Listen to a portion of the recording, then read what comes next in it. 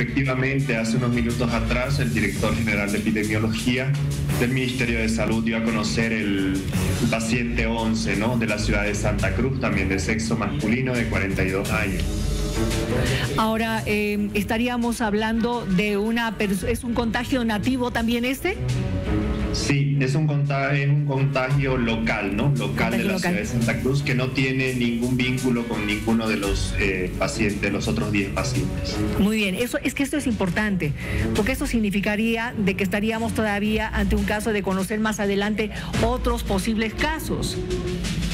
Efectivamente, cuando nosotros captamos al paciente se le hace, ¿no?, el seguimiento a los posibles contactos. El paciente nos da los posibles contactos que tuvo en los días anteriores y nosotros, se hace, ¿no?, el seguimiento de estos pacientes. Pero decir que ya están en la ciudad de Santa Cruz en un contagio local, ¿no? Porque, los pacientes que se están reportando no tienen ningún vínculo, entonces quiere decir de que el virus está circulando, ¿no?, en la ciudad de Santa Cruz. Bien, de lo que va de este 1 de agosto que se ha conocido el primer caso a hoy, 11 de agosto, son 11 casos. De estos 11 casos estaríamos hablando de 3 ciudadanos extranjeros. Sí, de los primeros casos importados fue un extranjero, ciudadano brasilero. Después, en la otra semana, donde se detectaron los 3 casos, había un venezolano también que vive en nuestro país, pero que él no salió ni ingresó al país, ¿no? Y en los reportes de hoy tenemos también un ciudadano extranjero, chileno, ¿no?, también, que vive en la ciudad de Santa Cruz y que no tiene antecedentes de haber salido del país ni haber estado en contacto con otro extranjero, ¿no? Bien, ahora, de estos ciudadanos, esto para confirmar, ¿varones, mujeres o todos varones? Hasta ahora no nos han reportado ningún paciente de sexo femenino, todos son varones. Todos son varones. ¿Entre qué edades aproximadamente, por favor? Ya, tenemos de paciente de 22 años, es el que tiene la edad, el paciente chileno es de 22 años. Menor edad. Y tenemos uno de 42 años, que es el otro. Entonces está entre esa edad, desde 22 hasta 42 años. ¿Ellos estarían en qué proceso de la enfermedad, por favor?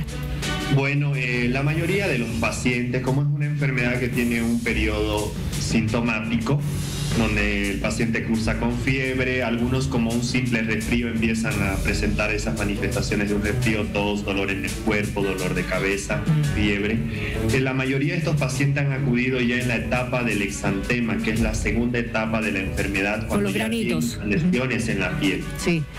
Estamos viendo ya este tipo de lesiones son las que se manifiesta en esta segunda etapa de la viruela del mono. Ahora bien, hablando acerca del contagio, una vez más, por favor, sería bueno recomendarle a la población cómo debe cuidarse, porque se dijo, sí, es en un contagio, puede ser íntimo, ¿cuán íntimo? Por las gotículas de saliva. ¿Cómo es esto, por favor? Ya, tiene varias vías de transmisión, ¿no? Una de ellas es por contacto, todas son por contacto directo, ¿no? La mayoría es por contacto con las lesiones o los fluidos corporales, ya que estas lesiones tienen una etapa de pústula cuando empiezan a botar el líquido, ¿no? Entonces el contacto con ese líquido es el que es infeccioso, ¿no? También tenemos el contacto por contacto sexual o contacto íntimo con una persona. Sabemos que haber contacto íntimo hay contacto con los fluidos corporales, entonces también es otra vía de transmisión, ¿no?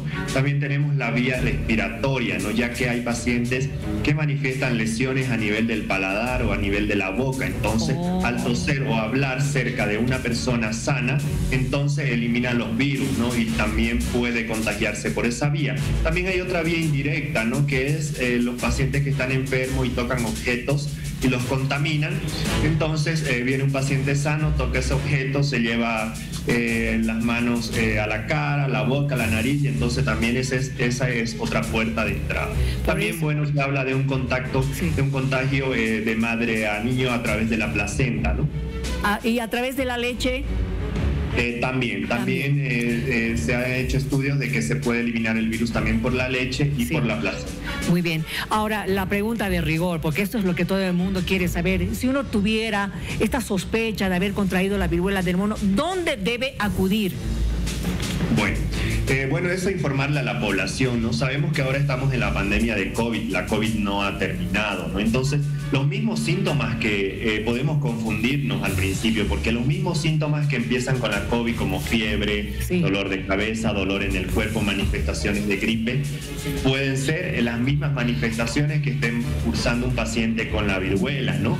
Como le dije, los 11 casos han llegado ya en el proceso de la pústula, de la costra, en el último proceso que cruzan las lesiones en la piel. Entonces, bueno, tenemos que decirle a la población de que ante cualquier síntoma, no solamente cuando ya estén con las lesiones, acudan a su centro de salud, ni bien empiecen con fiebre, dolor de cabeza, dolor en el cuerpo, con tos, pueden acudir a los centros de salud. Ya todos los centros de salud están capacitados y ya tienen conocimiento de esta enfermedad, ¿no? Y ya están preparados para recibir a estos tipos de pacientes que pudieran seguir apareciendo en nuestro país. Señor Montero, la IAPA, ¿qué tipo de prueba uno puede hacerse para saber si tiene o no este tipo de enfermedad, esta viruela? Bueno, el único examen de laboratorio que es confirmatorio de esta enfermedad es la PCR en tiempo real, ¿no? O sea, pero lo hacemos de las lesiones, ya sea de la pústula o de la costra, ¿no? Entonces se toma un hisopado con un hisopo, un pedacito de la costra o el líquido que tienen estas pústulas, ¿no? Y se lo hace por PCR, ¿no? Entonces, solamente ese es el examen de laboratorio confirmatorio para esta enfermedad. No existen pruebas rápidas en este momento. No existe otro diagnóstico más que este.